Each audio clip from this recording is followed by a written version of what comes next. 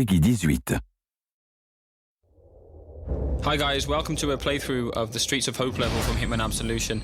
My name's Travis, I'm on the community team at IO Interactive in Copenhagen, and I'm with the game director, Tor Bluestyle, who's here with me.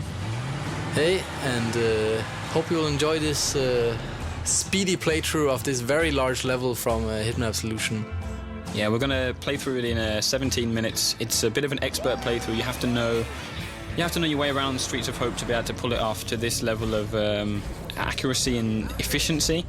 But to give you a bit of intel on where we are and what we're doing, we're obviously Agent 47. He's gone rogue from the ICA.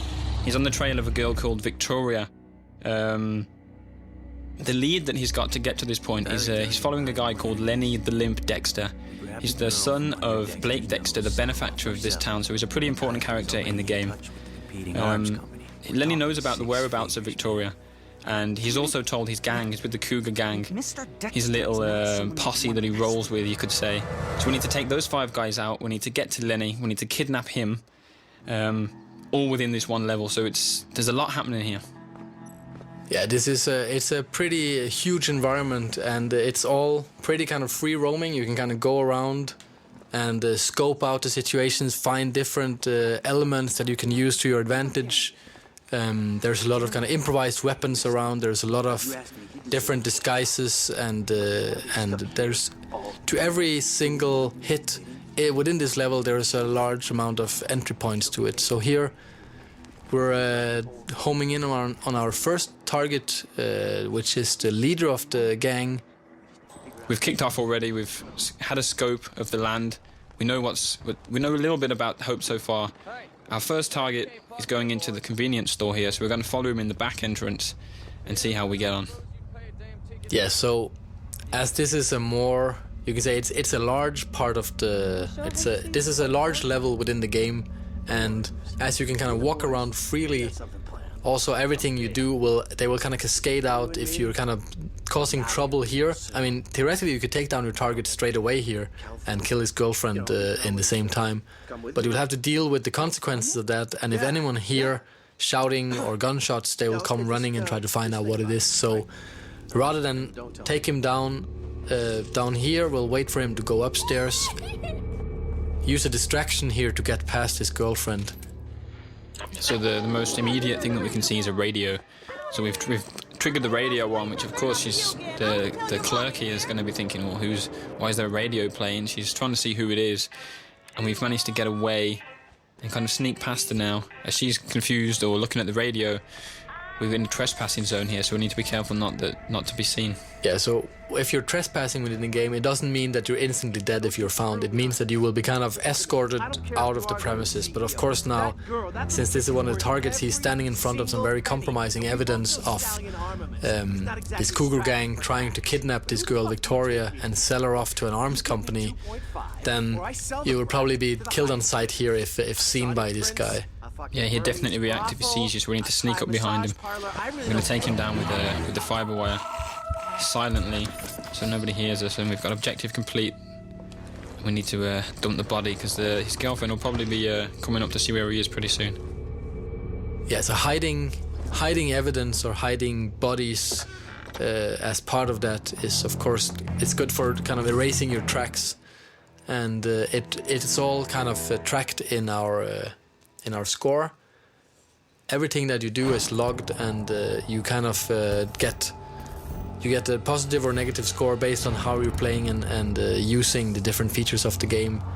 And being undetected or being unseen and not leaving any traces behind is a very good way of playing. Yeah, and all of that information's stored in the notebook that we just saw on the screen. With it also keeps the challenges, right, and it keeps targets, your objectives. It's pretty much as if 47 was keeping a physical notebook as he goes along of what he's seen, what he needs to do. Yeah, so for those that knows the old Hitman games, they know that there always was a mission briefing as the start of every level. That's slightly different in Absolution, as 47 is far more the driver of the story than any other Hitman game. The way that these objectives are made is also based on his progress through the level, so they will kind of update along the way, with the information that he gets and the player gets as they play the level. Yeah, he's very much making the decisions himself, isn't he? When he's got, obviously if something happens, he realises he needs to take out somebody else. He doesn't need somebody in his ear to tell him that. He's seen it for himself, he's heard a conversation. So it's very dynamic in that sense. Yeah, so actually for this level, as you enter, you only know that Lenny the Limp has to be kidnapped, but as you enter the level, you find out, okay, there is these guys, this cougar gang, and they know way too much about Victoria, so they also have to be taken out. So this is an objective that you won't really know until you actually come to this place in the level. Or until you watch this video and we tell it to everyone. Yeah, of course. So here, as you can see, there is things lighting up an instinct that you can use as a player.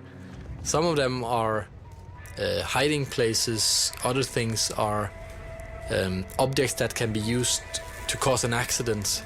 And especially with the targets, of course, it's very useful if you make it look like an accident. Then they won't even be looking for a killer if they didn't even know it was a murder committed. And the instinct as well, you're about to trigger it here as well. You can see the targets, or the NPCs are lighting up as well. And we saw when we came past there was a little icon for a hint. It's for those of you, you can obviously see that we're not playing in purist mode, our difficulty where you get no help from the game at all. All of these options can be turned off if you want a real challenge. So bear that in mind as you play through. That if you are a purist player and you really want a really difficult experience, you can customize it that way, if that's the sort of thing that you're looking for. But to show off the features, we're going to keep the HUD on for this playthrough. So we're approaching our second target here. He is on the phone, and an easy prey for a trained assassin. And instead of just killing him off straight away, we will kind of subdue him and try to make it look like an accident here, actually, by using the explosives that we found earlier. So we had the option to snap his neck as well. That's if we're running short of time, or if we just feel like being a bit more brutal through the level, isn't it? It's very much about choice, right? All the different mechanics are built to create sensible choices for the player. If you want to be brutal, if you want to be violent, you can do that, but it will affect your scores and your challenges. Oh, busted. All right, we'll deal with this. You're under arrest. Ow. So one thing that we worked a lot on with our AI is that the propagation of knowledge throughout the level.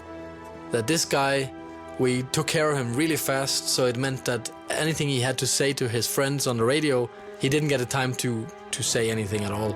And that meant that nothing actually got conveyed, and we're free to continue throughout the level as if nothing happened. Yeah, it was perfect timing from 47, really, in a way, because the police officer's not going to start shooting at us straight away just for being in the area. He needs to... You can hear him shouting, he's saying, "What are you doing?" And then before he's got a chance to kind of realise that we're not going to move and that we're a bit of a shady character, we've killed him. So it's, yeah, we move on from there. So here we're using the remote detonated explosives that we found. And as you remember, the target we dropped down, the one that is just knocked out, he's over there by the tires, and now he is dead, as you can see in the target tracker. That was quite a big explosion. The other cars there have caught fire, so this could get interesting. Yeah, this is not very subtle, but it does cause a bit of a stir in the town, and it will draw the attention of especially all the guards or cops. As you can see here, they come running, which leaves the next target a little bit easier to get to, because he is quite heavily guarded. He's kind of like the king of the scrapyard, as you'll see here very soon. So this end of the street now is a lot more empty than it was when we first arrived and took a look around. So there's definitely more freedom here for us. We can see the target there. He's roaming the scrapyard as he does, king of the scrapyard, as it were. And you can see the explosion was absolutely huge. The black smoke is pillowing upwards past the big poster of Dexter there, the benefactor of hope, as we mentioned earlier.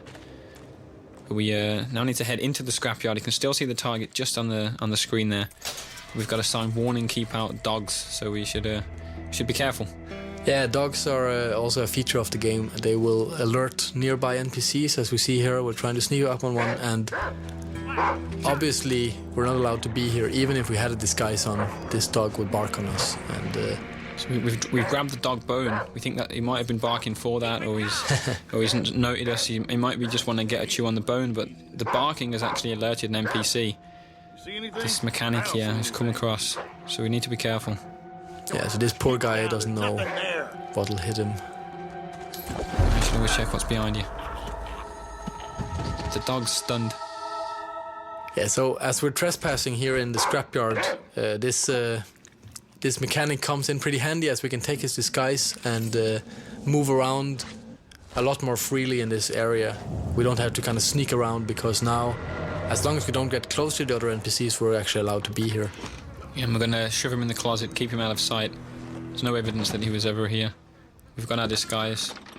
And we saw the target walking deeper into the scrapyard, so that's where we're going to head now.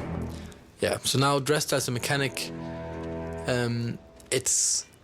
If you have to get close to other NPCs, it's very useful to blend into the environment and kind of just pretend that you belong here. So as we'll see here, this NPC, he is kind of wondering who you are, but he's not suspicious yet. But if you kind of would have stayed closer to him for a longer amount of time, then he would eventually have found out, or if there's 2 or 3 of them close. Yeah, the mechanics will recognize if there's it's a small town, so they know each other pretty well. So a bold guy walking around does look suspicious. That's why 47 needs to blend in.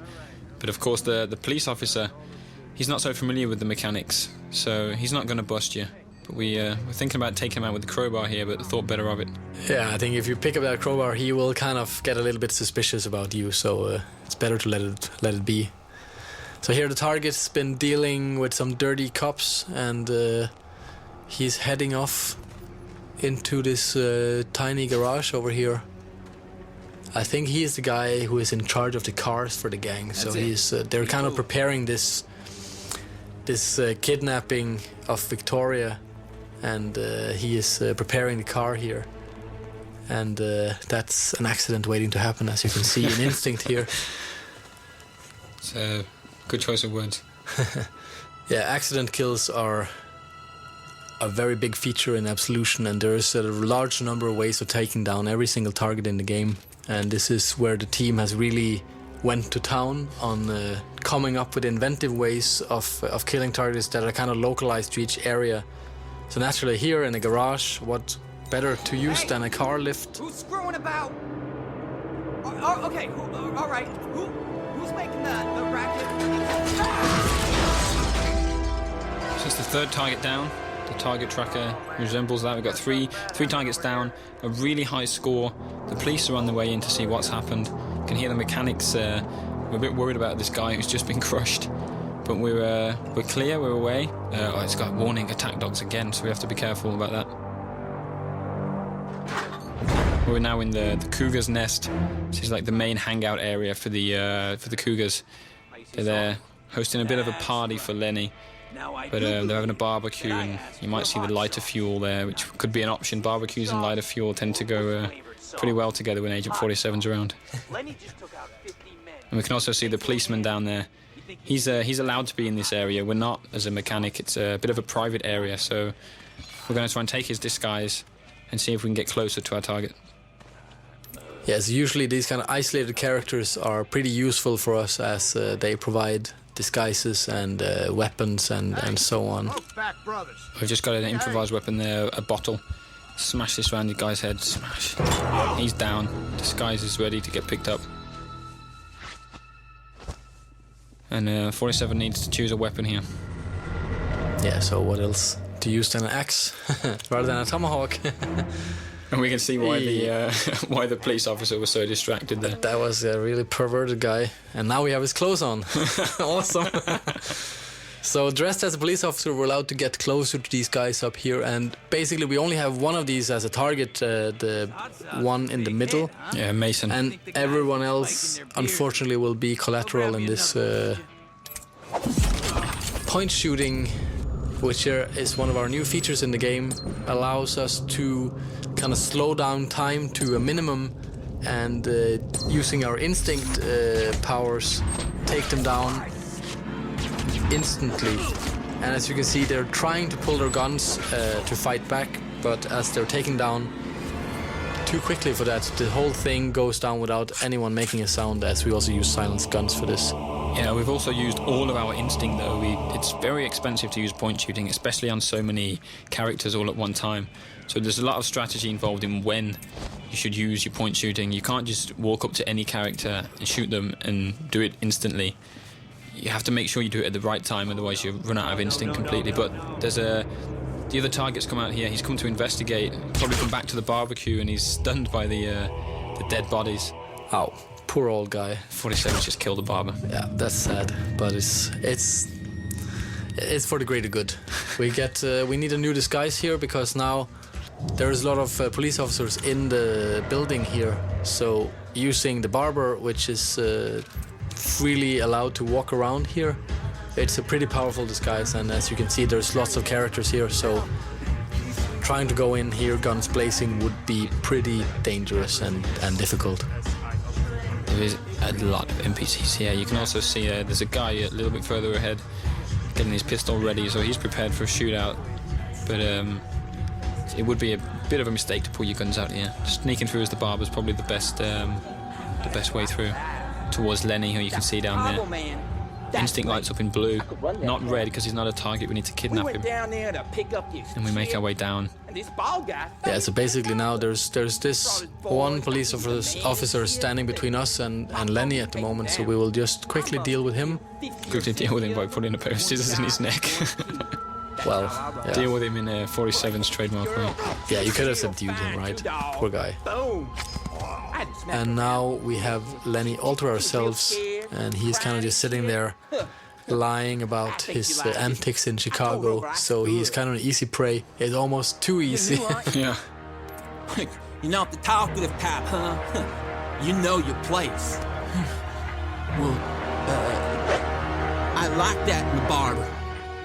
That's it, and thanks for watching the playthrough of Streets of Hope from Hitman Absolution, which is out in November 20th this year.